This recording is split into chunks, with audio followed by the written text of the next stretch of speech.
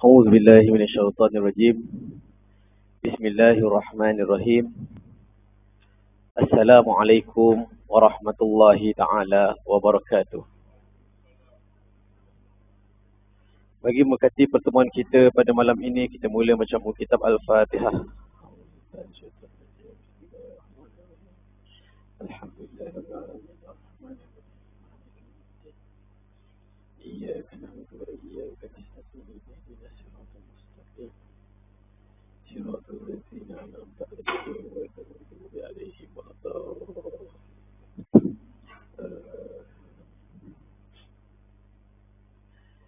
Innal hamdalillah nahmaduhu wa nasta'inuhu wa nastahdihi wa nastaghfiruh wa natubu ilaihi wa natawakkalu 'alaihi wa na'udzu billahi ta'ala min syururi anfusina wa min sayyiati a'malina.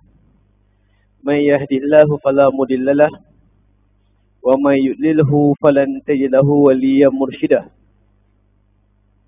Allahumma shalli wa sallim ala sayidina Muhammad wa ala alihi wa sahbihi wa man tabi'ahu huda amma ba'd.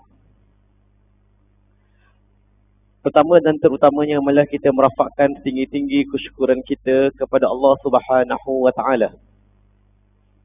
Atas limpah kurnia dan inayahnya kita dapat bertemu pada malam ini dalam siri-siri perbincangan kita di dalam meneliti hadis-hadis Rasulullah sallallahu alaihi wasallam. Dan kita pada pertemuan kita yang terakhir kita telah sampai kepada hadis yang ke-8 dalam bab fasal husnul khuluq, budi pekerti. Jadi insya-Allah pada malam ini kita sambung hadis yang ke-9 muka surat 508. Wa an Aisyah radhiyallahu anha qalat sami'tu Rasulullah sallallahu alaihi wasallam yaqulu innal mu'mina la yudriku bi husni khulqihi darajatas shaimil qaimi. Dari Aisyah radhiyallahu anha katanya, saya mendengar Nabi sallallahu alaihi wasallam bersabda, sesungguhnya seseorang mukmin dapat mengejar dengan budi pekertinya yang baik darjat orang yang terus-menerus berpuasa dan solat malam. Baik, jadi dalam hadis yang ke-9 ini Sayyidina Aisyah bagi tahu, dengar daripada Rasulullah sallallahu alaihi wasallam bagi tahu, hebat tak hebatnya orang yang mengamalkan budi pekerti yang baik ini. Budi pekerti yang baik, wajahnya elok, cakapnya itu, tuturnya yang baik-baik, perbuatannya semuanya amar ma'ruf, nahi mungkar, buat apa yang Allah Taala suruh, tinggal yang apa yang Allah Taala larang. Maka seseorang yang mempunyai ciri-ciri akhlak yang baik ini, maka dia capai apa? Rasulullah SAW sebut, dia mencapai seperti mana darjat orang yang berpuasa di siang hari dan malamnya dia mendirikan qiyamul lail. Nak sebutnya apa tuan-tuan? Nak sebutnya adalah 24 jam pahalanya dikira. Kalau kita siangnya kita berpuasa, siangnya kita berpuasa, sudah tentu kita menahan lapar dan dahaga. Kita menahan nafsu kita kerana Allah Ta'ala. Kita buat sesuatu kerana Allah Ta'ala, ibadah. Apatah lagi puasa. Ibadah yang cukup Allah Ta'ala suka. Ibadah yang orang tak nampak. Kita baca Quran, orang boleh nampak, orang boleh tahu kita baca Quran kalau dia tengok kita. Kita solat, orang boleh tahu kita solat. Orang boleh tahu kita beribadah kalau dia tengok kita. Kalau kita bersedekah, orang boleh tahu kita bersedekah dengan hanya melihat kita bersedekah. Pergi jalan dapur, ulur duit. Pergi nampak QR code Tashenggo tu, apa ni, ataupun muamalah ke sekarang ni kan dekat masjid-masjid surau-surau, dia postkan kata, sedekah. Tetapi orang yang berpuasa, special tak specialnya puasa, Kita tengok orang berpuasa, kita tak tahu pun dia sedang berpuasa. Hanya dia dengan Allah Ta'ala saja yang tahu. Kalau kita nak tahu dia puasa, kalau dia bagi tahu dia berpuasa, baru kita tahu sahabat kita ni berpuasa. Kalau dia tak bagi tahu, kita pun tak tahu dia sedang beribadah. Special tak special ni puasa. Begitu juga dengan Qiyamul Lail. Dengan Qiyamul Lail. Jarang orang Qiyamul Lail ni ramai-ramai. Kalau dia boleh Qiyamul Lail sekali dengan keluarga dia, alhamdulillah hebat. Tapi selalunya kebiasaannya kita dapat Qiyamul Lail berseorangan pun, kita dah bersyukur sangat dengan Allah Subhanahu Wa Taala. Bila kita Qiyamul Lail, kita tak update dekat dalam Instagram kita, kat Facebook kita, alhamdulillah dapat solat tahajud 2 rakaat. Kita tak ada kerja, kita dah buat macam tu. Hanya kita dengan Allah Ta'ala saja. Special tak special ni ibadah. Ibadah puasa, ibadah qiyam. Hanya kita dengan Allah Ta'ala saja yang tahu. Oleh sebab ibadah tersebut hanya kita dengan Allah Ta'ala saja yang tahu, maka sudah tentu ibadah tersebut mempunyai ganjaran yang cukup besar di sisi Allah Subhanahu Wa Ta'ala. Sebab orang yang buatnya betul-betul ikhlas kerana Allah Ta'ala. Dia bukannya buat sebab nakkan pandangan manusia, nakkan pujian manusia, tetapi dia buat semata-mata ikhlas kerana Allah Ta'ala. Jadi orang yang mengamalkan husnul khuluq ini, yang mengamalkan akhlak yang baik ini, Rasulullah SAW sebut samalah seperti orang yang berpuasa siang hari dan malamnya dia Qiyamul Lail 24 jam beribadah kepada Allah Subhanahu Wa Taala. Bukan saja beribadah, tetapi tahap ibadahnya tu tahap ibadah yang cukup tinggi. Kerana hanya dia dengan Allah Taala saja yang tahu ibadah tersebut. Jadi darjat husnul khuluq tu boleh sampai macam darjat orang yang berpuasa di siang hari dengan darjat orang yang berqiyamul lail. Jadi betapa beruntungnya kita jika kita mengamalkan akhlak yang baik. Baik, hadis yang ke-10. Wa an Abi Umamah Al-Bahili radhiyallahu anhu qala Rasulullah sallallahu alaihi wasallam, ana za'imun bi baiti fi rabadil jannah liman taraka al-mira'a wa in kana muhiqqan, wa bi baiti fi wastil jannati liman taraka al-kadhab wa in kana madhihan, wa bi baiti fi a'la al-jannah liman hasunal khuluquhu. Rawahu Abu Daud. Dari Abu Umamah Al-Bahili radhiyallahu anhu katanya, Rasulullah sallallahu alaihi wasallam bersabda, saya dapat menjamin suatu rumah di kebun syurga untuk orang yang meninggalkan perdebatan meskipun ia benar, dan menjamin suatu rumah di pertengahan syurga bagi orang yang tidak berdusta meskipun bergurau, dan menjamin satu rumah di bahagian yang tinggi dari syurga bagi orang yang baik budi pekertinya. Baik. Jadi dalam hadis yang ke-10 ini Rasulullah sallallahu alaihi wasallam sebut, ana za'imun bi bait. Aku ini penjaga. Penjaga, kalau kita nak masuk sesuatu tempat, nak masuk kampung, kita akan jumpa ketua kampung ni. Beritahu saya ni baru pindah sini. Kita kenalkan dia ketua kampung tu. Kita cari siapa dia yang orang-orang yang boleh kita perkenalan. Jadi Rasulullah SAW sebut dekat syurga nanti Rasulullah jadi ketua tu. Rasulullah jadi ketua tu, maka Rasulullah akan bagi siapa yang duduk kat syurga, nak duduk kat syurga tu, dia akan jumpa dengan Rasulullah SAW. Jadi Rasulullah SAW bagi tahu syurga ni ada 3 tahap. Ada 3 tahap. Yang pertama Rabadil Jannah, kebun syurga. Kebun ni, kalau kita kebun ni kat luar, tak ada kebun dalam rumah. Tapi dia dalam kawasan rumah kita lagi. Dalam kebun syurga tersebut, siapa yang boleh masuk situ? Maka Rasulullah kata, siapa nak masuk situ, aku jamin dia untuk dapat masuk dekat kebun syurga ni. Dapat masuk kebun syurga ni. Maka dia sebut orang yang boleh meninggalkan perdebatan. Ini tahap pertama. Meninggalkan perdebatan meskipun dia benar. Dia tahu dia betul, tapi alah, buang masa je berdebat ni. Lastnya aku pendapat aku, kau pendapat kau. Lastnya kita bersetuju untuk tidak bersetuju. Tak ada faedah.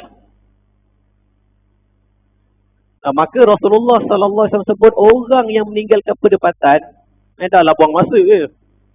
Baik baca Quran. Meninggalkan perdebatan yang sia-sia walaupun dia itu betul. Walaupun dia betul. Maka orang ini Rasulullah jamin dia untuk tahap pertama dalam syurga, itu kebun syurga. Orang yang kedua di pertengahan syurga. Dekat syurga, dekat pertengahan syurga.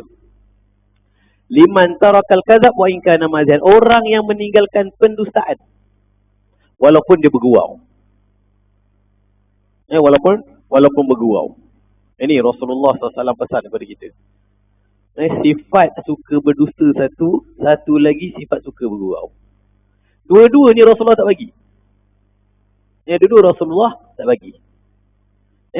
Bergurauan yang membawa kepada penipuan. Maka orang yang baik dia takkan menipu walaupun dia bergurau. Hari ni viral trend. Orang prank sana, prank sini kan. Buat konten dalam media sosial. Bagi tahu buat tipu isteri. Kata ada skandal lah apa. Lepas tu dia sebarkan isteri dia mengamuk. Orang pun ketawa. Buat konten-konten murahan macam tu. Rasulullah SAW dah tegur dah benda ni.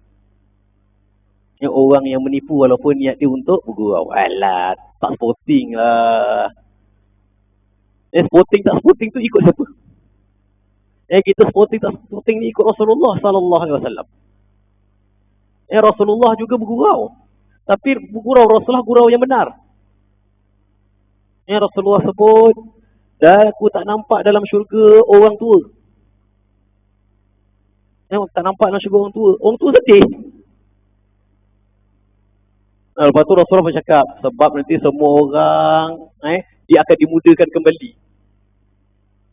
Akan jadi ganteng semua. Walaupun bergurau, tetapi gurau Rasulullah SAW adalah gurau yang benar.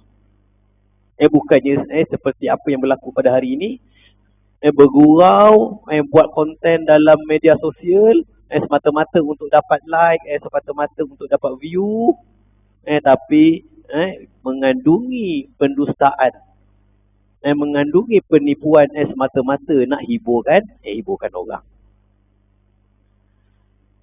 Baik, tahap yang tertinggi, tahap tertinggi fi'al jannah. Ini tahap yang ketiga. Untuk siapa syurga tahap tertinggi ni? Syurga kalau tingkat atas, iaitu orang yang baik budi pekerti dia. Dia nak sebutnya betapa besarnya fadilat kita menjaga akhlak kita ini. Kita menjaga akhlak kita ini, maka kita, dekat syurga tempat yang tertinggi Rasulullah SAW jamin. Sebab apa? Sebab bila orang ini akhlaknya baik, dia tak akan menipu. Dia tak akan menipu. Orang yang berakhlak baik, dia jaga akhlak dia, dia tak akan buang masa berdebat perkara yang sia-sia. Jadi sudah tentu dia lebih tinggi, lebih hebat daripada orang yang duduk kat kebun syurga tadi, orang yang duduk dekat pertengahan syurga tadi. Maka di sini kita boleh lihat bagaimana besarnya fadilat orang yang menjaga akhlak dia. Satu perkara yang cukup umum, tetapi mengandungi fadilat yang cukup besar di sisi Allah Subhanahu wa taala. Baik, hadis yang ke-11, wa an Jabirin radhiyallahu anhu anna Rasulullah sallallahu alaihi wasallam qala inna man ahabbikum ilayya wa aqrabikum minni majlisan yawmal qiyamah ahasinakum akhlaqan wa inna abghadakum ilayya wa ab'adakum minni yawmal qiyamah as-sarsarun wal mutasyaddiqun wal mutafaqqihun. Qalu ya Rasulullah qad alimna as-sarsarun wal mutasyaddiqun famal mutafaqqihun qala al mutakabbirun, rawahu Tirmizi. Dari Jabir radhiyallahu anhu bahwasanya Rasulullah sallallahu alaihi wasallam bersabda, sesungguhnya orang yang saya sangat kasihi dan yang terdekat padaku majlisnya di hari kiamat ialah orang yang terbaik budi dan pekertinya. Dan orang yang sangat saya benci dan terjauh daripadaku pada hari kiamat, iaitu orang yang banyak bicara sombong dalam pembicaraannya dan belagak menunjukkan kepandaiannya. Baik, jadi dalam hadis yang terakhir dalam bab husnul khuluq ini, Rasulullah sallallahu alaihi wasallam sebut orang yang paling aku sayang. Rasul beritahu siapa orang yang paling aku sayang, dan dekat hari kiamat dia duduk paling rapat dengan aku. Dia duduk paling rapat dengan aku. Kalau kita nak duduk dekat dengan sultan, kalau duduk dekat dengan sultan, macam mana dapat? Usahakanlah untuk dapat anugerah Datuk. Nanti masa dapat anugerah nanti, dapatlah duduk dekat. Masa tu je lah. Yang lain kita tengok je lah daripada luar istana. Rasulullah sallallahu alaihi wasallam kalau nak rapat dengan Rasulullah, bila? Hari kiamat nanti. Keadaan yang kita hidup selama-lamanya duduk dekat dengan Rasulullah sallallahu alaihi wasallam. Dan yang paling disukai oleh Rasulullah SAW, iaitu Rasulullah SAW sebut, uhasinakum ahasanikum ahlaqan. Orang yang paling baik akhlak di kalangan kamu. Jadi semakin baik akhlak kita, semakin rapat kita dengan Rasulullah sallallahu alaihi wasallam. Semakin baik akhlak kita, semakin besar peluang kita untuk rapat dengan Rasulullah pada hari kiamat kelak. Sahabat-sahabat dia pernah bertanya dengan Rasulullah. Dia boleh fikir macam mana nak duduk rapat dengan Rasulullah. Kat dunia dapat duduk dengan Rasulullah. Sahabat Nabi Sauban radhiyallahu anhu. Maka dia sebut, engkau Rasul, aku ni orang biasa. Bila kita dah meninggal, engkau duduk kat syurga atas, aku kat syurga bawah. Jadi bila dapat masuk syurga, walaupun dapat masuk syurga, Sauban masih lagi tak gembira. Kita kalau dapat masuk syurga paling bawah pun syukur dah. Memang kita nak syurga paling atas, tapi kalau dapat syurga pun bersyukur lah. Tak payah masuk neraka. Tapi Sauban walaupun dia dapat masuk syurga, dia masih lagi sedih. Sebab apa? Kegembiraan dia apabila dia rapat dengan Rasulullah, apabila dapat bersama dengan Rasulullah sallallahu alaihi wasallam. Ini tahap sahabat. Sahabat Rasulullah sallallahu alaihi wasallam, dia punya hebatnya, cita-cita dia bukan sahaja syurga, tapi nak duduk dengan Rasulullah dalam syurga. Maka Sauban pun ngadu kat Rasulullah, kat dunia aku dapat duduk dengan kau, dekat akhirat aku tak dapat duduk dengan kau. Nabi tak dapat jawab sehingga turun ayat yang menunjukkan orang-orang yang baik di kalangan orang solihin, maka dia itulah bersama dengan Rasulullah sallallahu alaihi wasallam. Dan ini dalam hadis ini Rasulullah beritahu macam mana kita nak rapat dengan kedudukan dengan Rasulullah SAW. Dan menjadi orang yang paling Rasulullah SAW cintai, iaitu yang paling baik akhlak dia. Jadi akhlak ini banyak tahap dia. Semakin baik akhlak kita, semakin elok akhlak kita, maka semakin besar, tinggi peluang kita untuk bersama dengan Rasulullah sallallahu alaihi wasallam. Dan Rasulullah sallallahu alaihi wasallam pun sambung lagi, dia bagi amaran. Orang yang paling dibenci dan paling jauh dengan aku di hari kiamat. Kalau paling jauh ni, paling jauh disebut ni. Bukan paling dekat. Kalau paling dekat dengan aku ni orang yang akhlak baik, ini paling jauh. Kalau paling jauh ni neraka. Ini duduk kedudukan paling jauh. Maka disebut as-sasar wal mutasyaddiqun wal mutafaqihun. Maka apa disebut? Iaitu orang yang banyak bicara, sombong dalam perbicaraannya dan berlagak menunjukkan kepandaiannya. Banyak bicara, cakap tu sombong, berlagak pandai. 3 sifat ini bukannya menunjukkan akhlak yang baik. Itu yang pertama. Yang kedua, semua tiga-tiga sebut ni baik bercakap dengan sombong, bercakap banyak, sombong dan perbicaraan menunjukkan kepadaian. Berkaitan dengan kata-kata. Berkaitan dengan kata-kata. Sebab itu Rasulullah SAW sebut, Kul khairan man kana yu'minu billah wa yawmil akhir faqul khairan aw la yasmut. Barang siapa yang beriman kepada Allah dan hari kiamat, maka katakan yang baik. Kata yang baik je. Kalau tak mampu, diam. Yang tak mampu, diam. Kalau banyak cakap, makin banyak salah dia. Bila banyak salah, banyak dosa. Kita zikir pun kurang. Banyak masa kita cakap benda yang bukan-bukan. Itu yang pertama.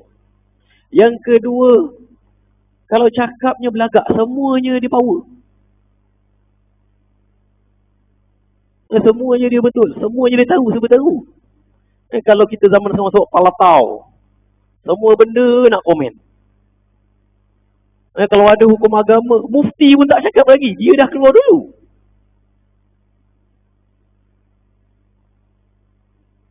Dah cakap dulu dah awal-awal. Nak menunjukkan dia tahu semua benda. Jadi dengan sebab daripada kata-kata ini, daripada segi percakapan ini, boleh jadi kita melakukan perkara yang paling Rasulullah tak suka. Paling Rasulullah murka. Iaitu salah cakap. Salah cakap. Percakapan yang salah. Kalau kita tersalah cakap, kita minta maaf. Yang ni salah percakapan kita ni, orang dengar sakit hati. Dah lah banyak cakapnya. Lepas tu tunjukkan pandai je semua. Walaupun benda tu salah. Sebab itu kita kembali kepada formula yang Rasulullah SAW sebut. Qul khairan aw liyasmut. Katakanlah yang baik ataupun diam. Settle masalah. Orang yang cakapnya banyak tapi tak bermanfaat, ini adalah salah satu daripada tanda orang yang tidak mengamalkan akhlak yang baik. Selagi mana kita tidak mengamalkan akhlak yang baik, maka semakin jauhlah kita dengan Rasulullah sallallahu alaihi wasallam. Jadi kita mohon Allah Taala supaya kita bersama dengan Rasulullah sallallahu alaihi wasallam. Caranya apa? Ikutlah akhlak Rasulullah. Ikutlah akhlak Rasulullah sallallahu alaihi wasallam. Insya-Allah selamat dunia akhirat. Baik, fasal seterusnya. Kesabaran, ketenangan dan lemah lembut. Baik, selepas daripada husnul khuluq, akhlak yang baik, Imam Nawawi rahimahullahu taala bahaskan tajuk ni. Iaitu sabar, tenang, maknanya tak kelang kabut, tak gopoh gapah, lepas tu lemah lembut. Tak pemarah. Jadi kesabaran, ketenangan dan lembut ni pun merupakan salah satu daripada sifat-sifat yang baik. Sifat akhlak yang baik. Nak jadi husnul khuluq ni, kena 3 benda ni kena ada ni. Sabar, tenang, lemah lembut. Baik, kita tengok pada ayatnya, firman Allah Ta'ala, qala Allah Ta'ala, wal kaziminal ghaiza wal 'afina 'anil nas wallahu yuhibbul muhsinin. Dan orang-orang yang menahan marahnya serta memaafkan kepada orang yang banyak, dan Allah itu mencintai orang-orang yang berbuat kebaikan. Baik, jadi dimulakan dengan apakah maksud orang yang sabar, orang yang tenang lemah lembut ni? Imam Nawawi rahimahullah ta'ala pilih ayat ni, iaitu orang yang menahan marah ni. Pertama, benda yang sepatutnya dia kena marah tapi dia boleh sabar. Dia boleh sabar. Yang kedua, memaafkan orang. Yang ketiga, Allah Ta'ala mencintai orang-orang yang berbuat kebaikan. Jadi orang yang menahan marah, orang yang memaafkan manusia ini merupakan salah satu daripada akhlak yang baik. Diceritakan keturunan Nabi, nama dia Zainal Abidin As-Sajjad. Zainal Abidin As-Sajjad ini dinamakan As-Sajjad sebab dia banyak solat. Jadi diletakkan gelaran dia As-Sajjad, banyak bersujud. Maka orang pun ada nak uji dia. Orang nak uji dia, dia upah seorang ni, dia kata, aku nak engkau buat Zainal Abidin ni marah. Aku nak kau buat Zainal Abidin ini marah. Jadi Zainal Abidin ini keluar daripada masjid, lepas tu dia datang tiba-tiba, dia pergi depan Zainal Abidin As-Sajjad ini, dia pun cakap, kau Zainal Abidin ke? Ya, aku Zainal Abidin. Tak, kau bukan Zainal Abidin, kau Syainal Abidin. Dia tukar Zai jadi Syin. Zainal, Zain sebaik-baik, seindah-indah perhiasan. Syainal seburuk-buruk, tukar huruf je. Syainal, kau tu seburuk-buruk hamba. Zainal Abidin, bila orang hina dia macam tu, kalau kita hina kita ke, hina bapak kita ke, siap lah kau. Tapi Zainal Abidin As-Sajjad ni, dia pun kata, benar, aku ni hamba yang hina je di sisi Allah Ta'ala. Kita nak berhadapan dengan Allah Ta'ala, sudah tentu kita ni hina, kita ni hamba je. Nak berhadapan dengan Allah yang maha mulia. Jadi, kejian daripada seorang tadi ni, tak pun menjadikan Zainal Abidin ini marah. Padahal kita, kalau orang malukan kita depan orang, tak payah malukan, tak payah kutuk lah. Orang marah kita depan orang ramai je. Kita punya bos ke, kita punya majikan kita ke, marah kita depan orang ramai. Marah kita dalam masyarakat. Merah muka. Nasib baik kita orang bawahan. Kalau kita sama-sama tinggi, bertekak dalam tu.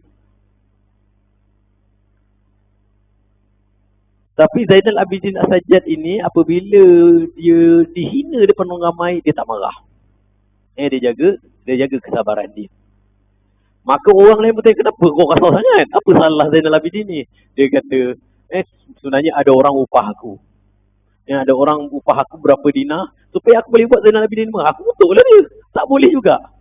Zainal Abidin dengar, lah, nak dapat duit kau buat macam tu, tolong bagi dia. Tak payah usaha buat marah. Orang dapat je dah duit ni. Hebatnya Zainal Abidin As-Sajjad ni, dia boleh tahan marah. Boleh bersabar. Firman Allah Ta'ala, wa qala ta'ala huzil afwa wa'mur bil urfi wa'arid anil jahilin. Berilah pengampunan, perintahlah kebaikan dan janganlah menghiraukan kepada orang-orang yang bodoh. Apabila turun ayat ini, Rasulullah pun tanya, ma haza ya Jibril? Apa ni? Apakah yang nak disampaikan ini Jibril? Maka Jibril pun kata, innallaha amaraka an ta'fu amman zalamak. Jibril pun kata, sungguhnya Allah Ta'ala perintahkan kau. Dengan sebab ayat ni, berilah ampun, suruhlah orang buat kebaikan, dan jangan hirau orang-orang yang bodoh ni. Maka Jibril kata, Allah Ta'ala suruh kau, ta'fu amman zalamak. Engkau maafkan orang yang menzalimi kau. Mengampunkan orang yang menzalimi kau.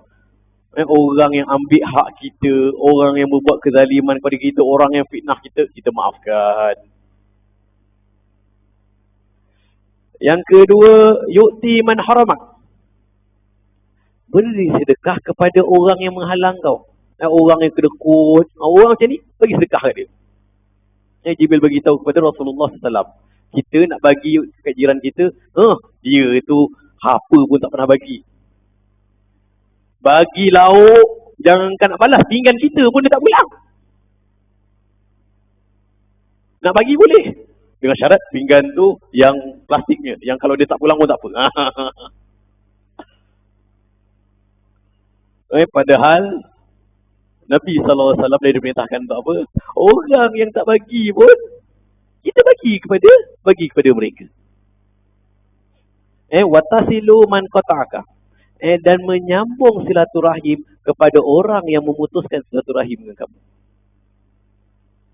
Jadi Rasulullah sallallahu alaihi wasallam diperintahkan oleh Allah Subhanahu wa taala dengan apa yang maksudkan bagi ampunan, suruhlah kebaikan, berpaling pada orang-orang yang jahil ini, dengan yang pertama maafkan orang-orang yang buat zalim, yang kedua tetap bagi sedekah, bagi pertolongan, bagi bantuan kepada orang yang tak buat macam tu.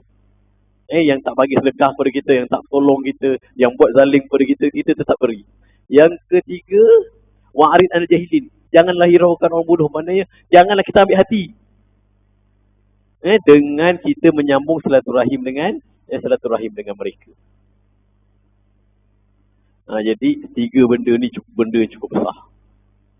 Benda cukup besar. Kita tengok muka orang tu, ingat, oh ni lah orang yang fitnah aku. Nak maafkan dia. Orang yang betul-betul berjiwa besar saja, yang kena dengan sifat yang disebut dalam Al-Quran ini. Sebab itu, kita nak dapat itu ahsanul khulaqan. Akhlak yang baik ini, tahap dia tertinggi dalam syurga. Bukan senang. Bukan senang kita nak kekalkan akhlak kita dalam yang baik. Cabarannya apa? Bila jumpa benda macam ni lah. Bila jumpa orang yang menzalimi kita. Bila bertemu dengan orang yang tidak mahu memberi kepada kita. Sangat berkira dengan kita. Dan orang yang memutuskan silaturahim dengan kita, apa kita buat? Orang berbuat jahat, kita nak balas jahat balik ke apa? Jadi inilah yang akan menentukan akhlak kita tahap mana. Wa qala ta'ala wala tastawil hasanatu wala sayyi'atu idfa' billati hiya ahsanu fa idzal ladzi bainaka wa bainahu adawatan ka'annahu waliyyun hamim. Wa ma yulaqaha illa allazina sabaru wa ma yulaqaha illa dzu hazzin azim. Dan tidaklah sama kebaikan dan kejahatan itu. Tolaklah kejahatan itu dengan cara yang sebaik-baiknya. Sehingga orang yang bermusuhan antara engkau dengan ia akan menjadi teman yang amat setia. Perbuatan sedemikian itu tidak akan diberikan kepada siapapun selain dari orang yang berhati sabar. Dan tidak pula diberikan melainkan kepada orang yang mempunyai bahagian yang besar dari kebahagiaan dunia dan akhirat. Baik. Jadi dalam ayat Quran ini disebut pertama, baik dengan jahat tak sama. Baik dengan jahat tak sama. Jadi bila tak sama, adakah kita nak balas jahat dengan kejahatan? Nak balas jahat kejahatan? Kalau kita balas kejahatan, kita tak dapat apa. Tapi kalau kita orang buat jahat benda, kita balas kebaikan, maka kita dapat pahala yang cukup besar di sisi Allah Subhanahu Wa Taala. So itu dalam ayat tersebut, idfa' billati hiya ahsan. Maka tolaklah kejahatan itu dengan cara yang paling baik. Bila orang buat jahat kita, bukannya kita balas jahat balik. Orang buat jahat kepada kita, kita pun balas dengan kebaikan. Orang ibarat hati mulia je boleh buat macam tu. Kita orang buat jahat kita, kita buat dek pun alhamdulillah dah nak buat baik. Masya Allah. Sehingga apa? Dalam Quran sebut, bainaka wa bainahu adawatun ka'annahu waliyyun hamim. Daripada musuh tu seakan-akan dia teman yang amat baik. Orang ada teman yang baik, nak pinjam duit tak ada masalah. Dia ada masalah tak minta tolong kita, kita pun marah. Sampai hati kau tak bagi tahu aku. Duduk dekat saya pancit dekat tepi highway. Tak bagi tahu pun. Padahal ada je kat belakang. Dia boleh je tu buat seorang. Ataupun habis minyak kat tengah jalan ke kan. Tak bagi tahu. Berjalan kaki pergi stesen minyak. Padahal boleh telefon kawan kita, boleh telefon kita. Nak tolong minyak habis ni. Itu siapa? Orang yang sahabat baik. Pukul 3 pagi pun telefon, kita angkat.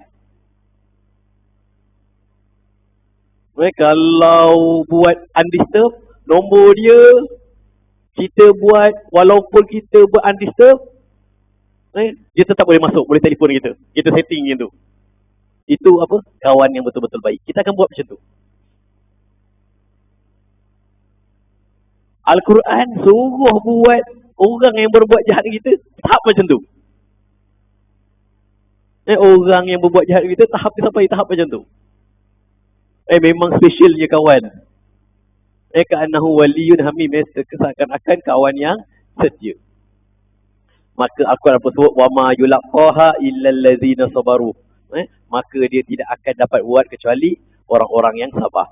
Jadi martabat sabar dalam Al-Quran ni sabar tahap macam ni.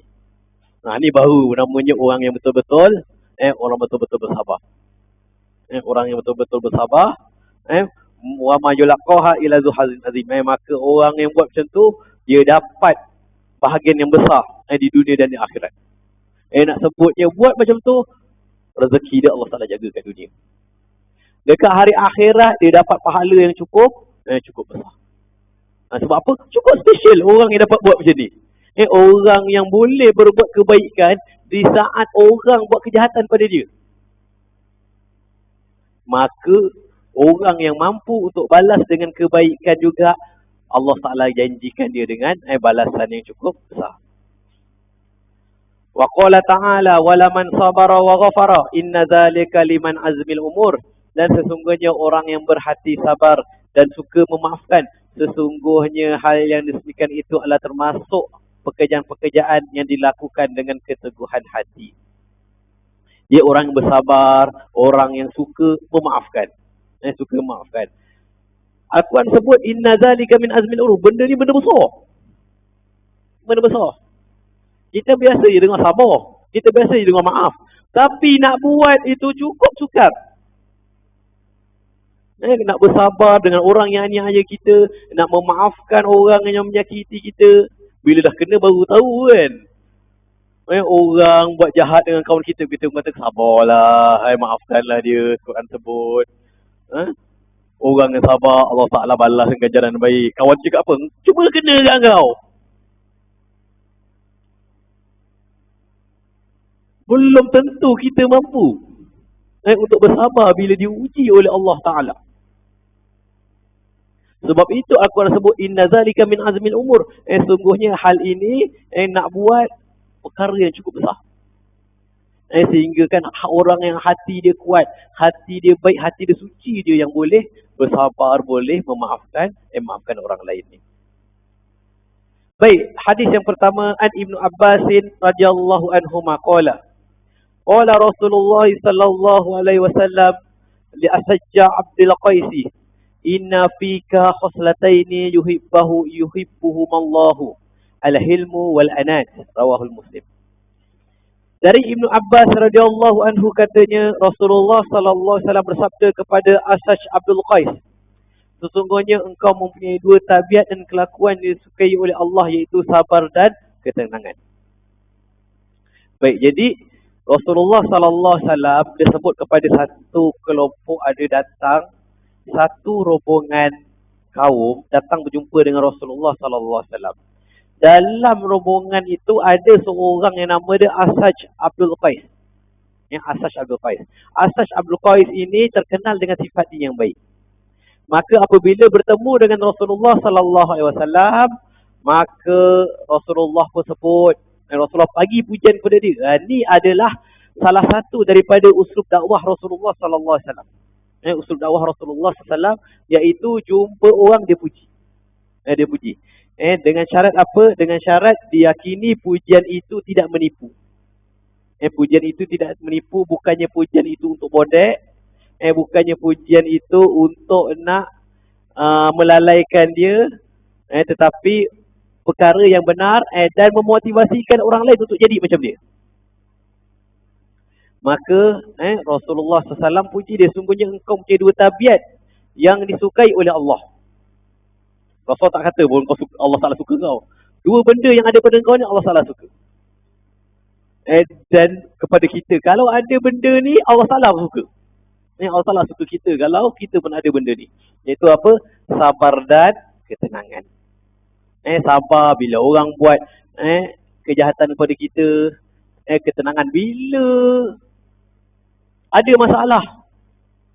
Bila ada saat-saat yang getir, maka dia tenang, dia hadapi. Tak pun dia merungut, tak pun dia maki, tak pun dia mengamuk. Dia hadapi dengan tenang. Jadi dua sifat ini, iaitu sifat sabar dan sifat tenang ini, ada pada Asaj Abdul Qais. Maka Rasulullah pun puji orang tersebut dengan mengatakan, dua sifat yang ada pada engkau ni, dua sifat ini Allah Ta'ala suka. Baik, hadis yang kedua an Aisyah radhiyallahu anha qalat qala Rasulullah sallallahu alaihi wasallam innallaha rafiqun yuhibbur rifqa fil amri kullih. Muttafaqun alaih. Dari Aisyah radhiyallahu anhu katanya Rasulullah sallallahu alaihi wasallam bersabda, sungguhnya Allah itu lunak dan tenang, suka pada ketenangan dalam segala urusan. Baik, di sini disebut Ar-Rafiq. Ar-Rafiq iaitu satu sifat lemah lembut. Sifat lemah lembut. Dan Rasulullah SAW bagi tahu Allah Taala suka jika kita mengamalkan lemah lembut dalam setiap urusan kita. Dalam setiap urusan kita. Tak pemarah. Bila bercakap dengan orang, cakap dengan lemah lembut. Tanya dengan senyum. Muka pun baik je muka dia, tak pun masam. Kalau bawa kereta, orang tiba-tiba cilok, dia pun tak tekan horn tiba-tiba. Sabar je dia. Dia kata, kalau aku marah pun, bukannya kalau aku maki, bukannya orang tu dengar pun. Buat sakit telinga rumah aku je. Dia pun amalkan lemah lembut. Tapi gitu, horn lah ke? Horn aku dia dengar. Apa sahaja kita punya muamalah dilakukan dengan lemah lembut. Termasuklah dengan urusan kita dengan keluarga kita, dengan isteri kita. Orang yang kita paling berkuasa. Bila orang kita paling berkuasa, kita pun nak tunjuk kuat. Boleh je nak marah sesuka hati. Kita ada orang tua yang dah tua dah. Tutup pintu kereta kita kuat sikit, kita marah.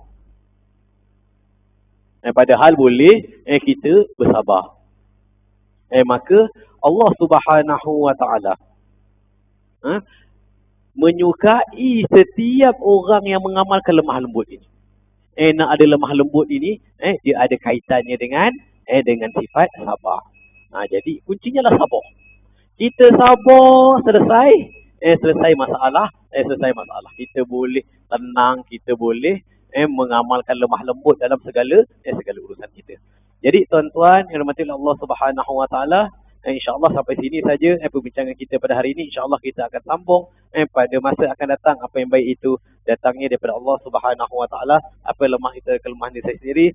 Wabillahi taufiq wal hidayah. Wassalamualaikum warahmatullahi taala wabarakatuh. Tangguh dengan istighfar.